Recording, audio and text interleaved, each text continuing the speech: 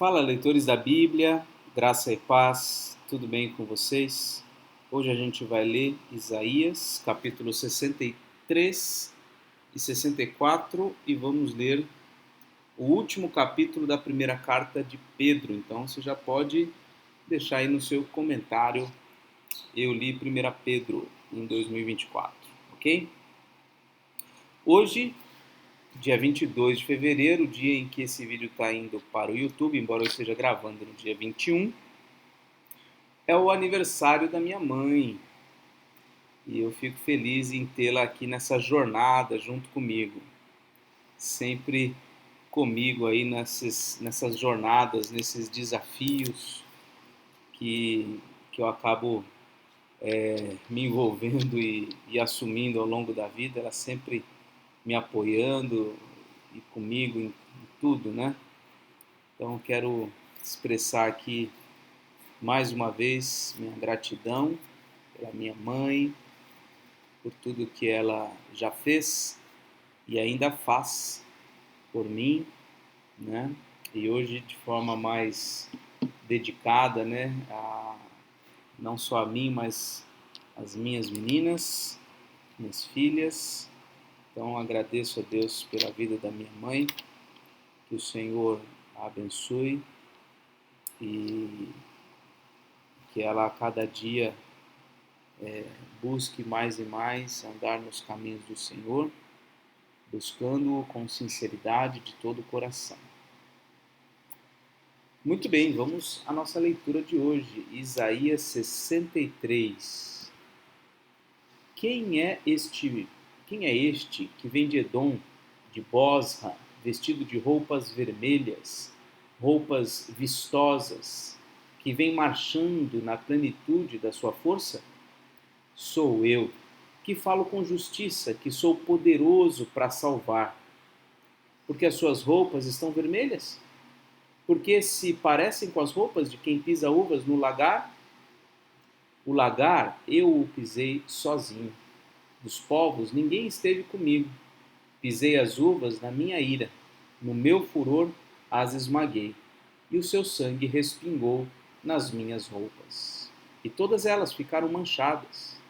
Que o dia da vingança, porque o dia da vingança estava no meu coração, e o ano da redenção havia chegado.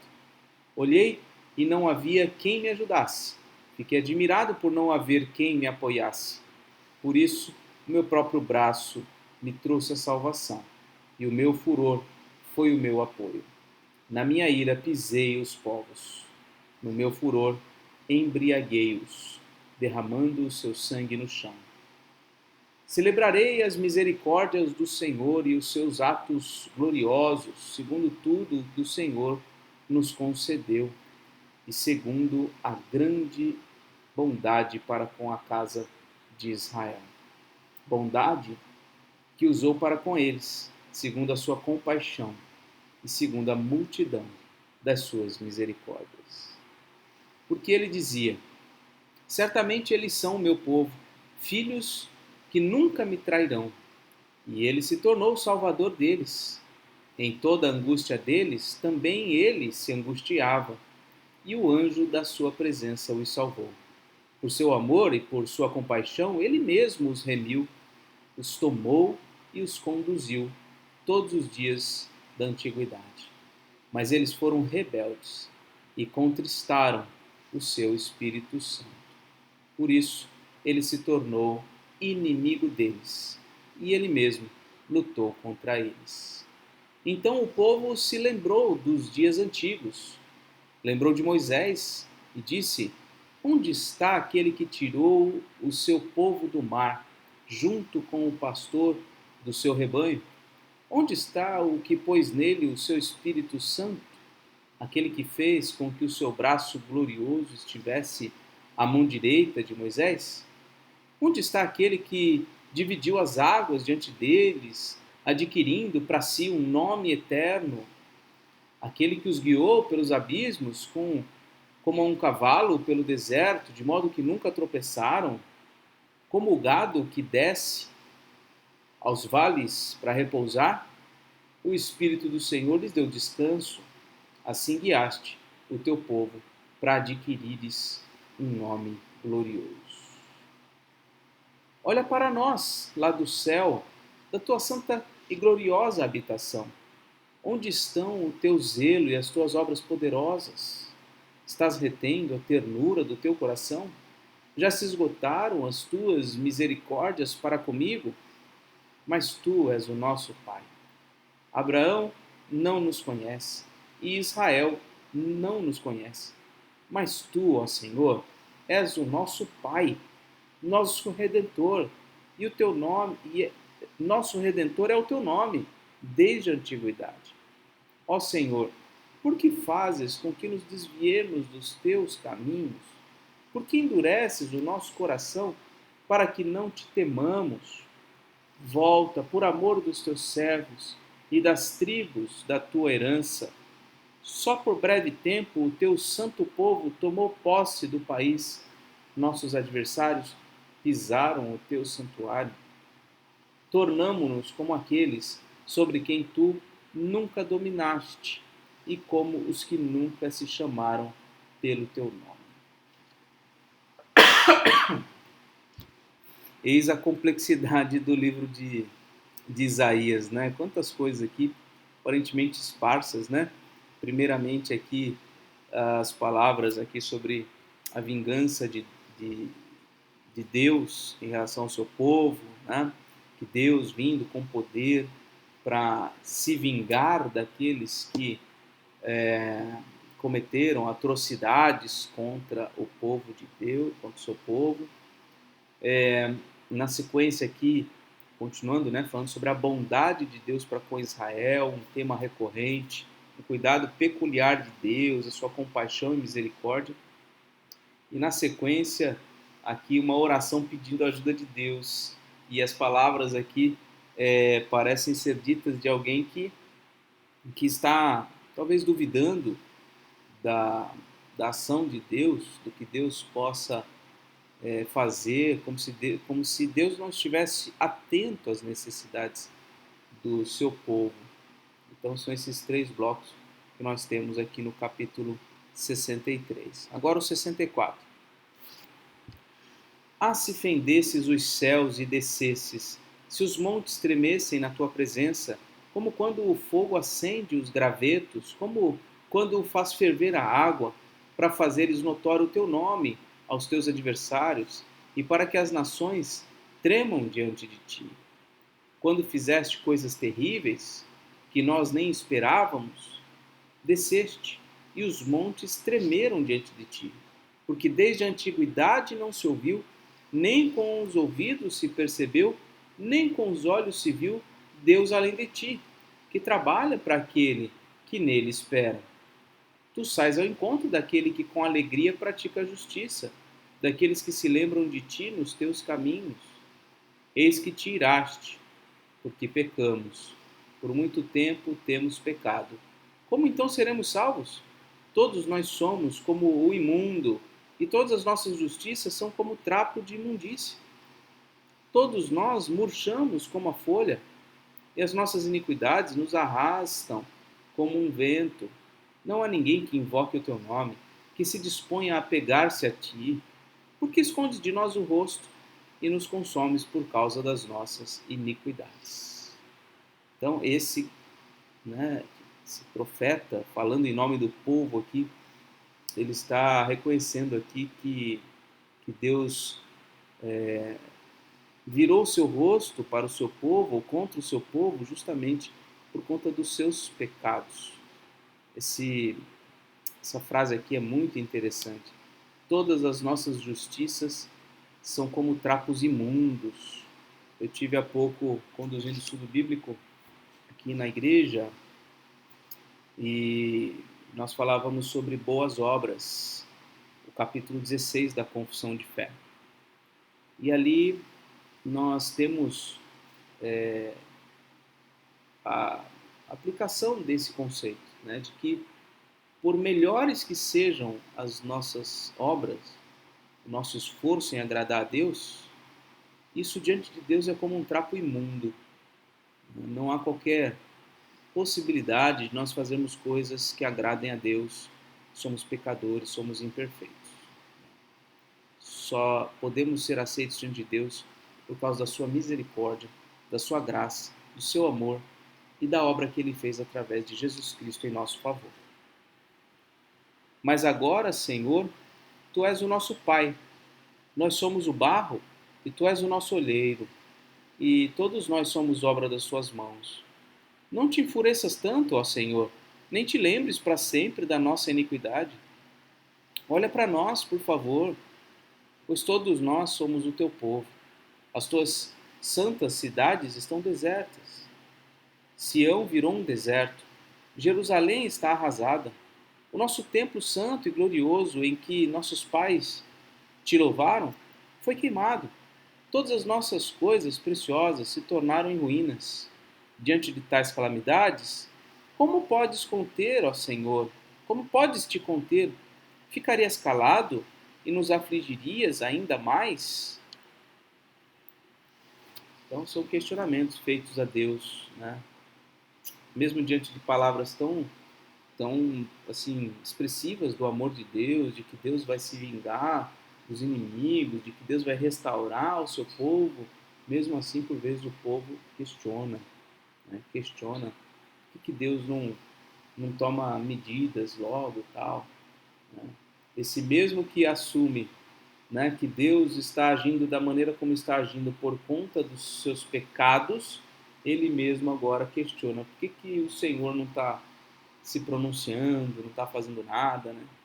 Então, enfim, são trechos aqui que até se parecem com os Salmos, porque revelam realmente a alma humana, né? Como a gente se relaciona com Deus dentro das nossas ambiguidades, das nossas dúvidas, né? A nossa humanidade, ela é cercada de incoerências, de, de, de medos, de sentimentos contraditórios, né? Então, é assim que nós somos.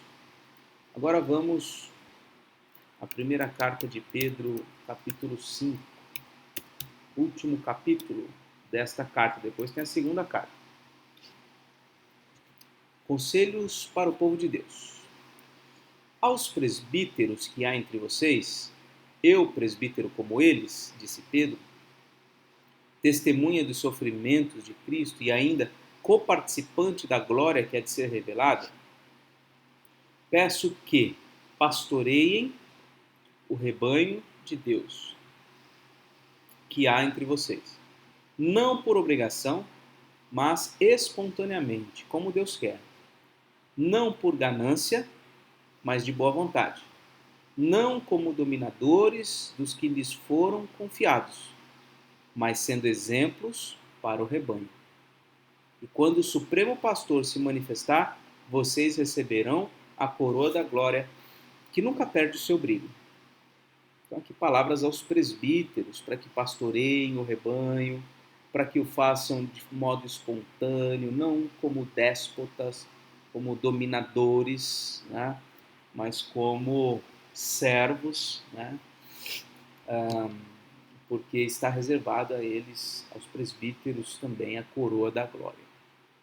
Versículo 5. Peço igualmente aos jovens, estejam sujeitos aos que são mais velhos, que todos se revistam de humildade, no trato uns com os outros, porque Deus resiste aos soberbos, mas dá graça aos humildes. Portanto, humilhem-se debaixo da poderosa mão de Deus, para que Ele, em tempo oportuno, os exalte. Lancem sobre Ele todas as suas ansiedades, porque Ele tem cuidado de vocês. Sejam sóbrios e vigilantes. O inimigo de vocês, o diabo, anda em derredor, como o leão que ruge procurando alguém para devorar. Resistam-lhe firmes na fé, certos de que os irmãos de vocês, espalhados pelo mundo, estão passando por sofrimentos iguais aos de vocês. E o Deus de toda a graça, que em Cristo os chamou à sua eterna glória, depois de vocês terem sofrido por um pouco, Ele mesmo irá aperfeiçoar, firmar, fortificar e fundamentar vocês. A Ele seja o domínio para sempre. Amém. Esse trecho é muito interessante, sobre se lançar nas mãos de Deus, sobre depositar sobre Ele as nossas ansiedades. Deus nos ajude.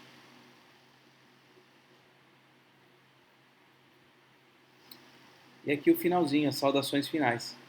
Por meio de Silvano, que considero um fiel irmão, escrevo para vocês de forma resumida, exortando e testemunhando que esta é a genuína graça de Deus.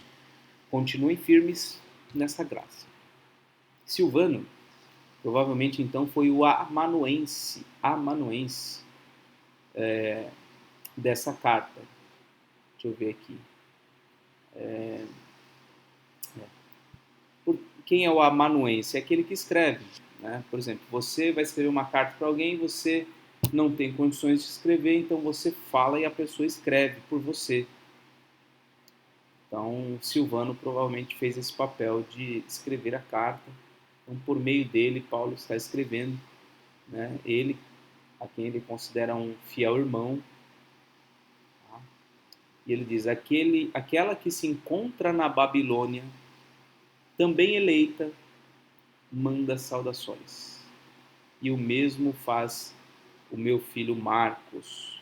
Saúdem uns aos outros com um beijo fraterno. Paz a todos vocês que estão em Cristo. Aquela que se encontra na Babilônia, eu não sei quem é, não. Depois vocês podem pesquisar aí. Aquela que se encontra na Babilônia, também eleita, então uma serva de Deus que está na Babilônia. Em que sentido? Sentido literal? Acho que não. Sentido talvez geográfico, político, não sei. Não estudei isso daqui, eu não sei. Ok? Vamos orar? Senhor nosso Deus e Pai, louvado seja o teu santo nome.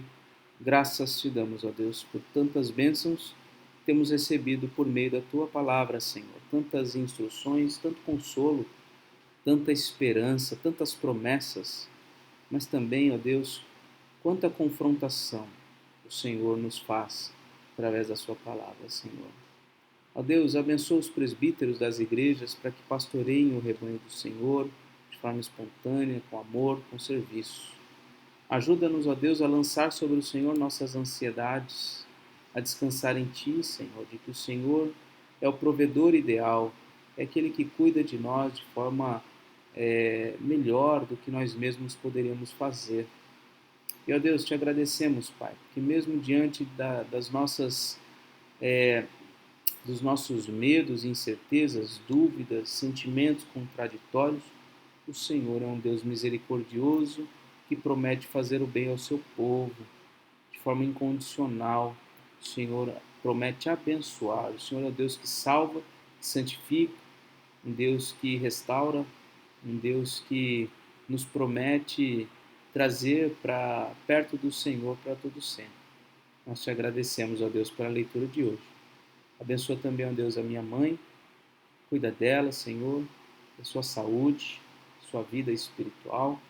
Com ela também o meu pai, que fez aniversário recentemente. O casamento deles, que também foi um aniversário recente. Que o Senhor, ó Deus, os cubra de muitas bênçãos espirituais, Pai. Eles se sintam sempre fortalecidos no Senhor. Essa é a minha oração, em nome de Jesus. Amém. Muito bem, meus irmãos, forte abraço, até mais, se Deus quiser.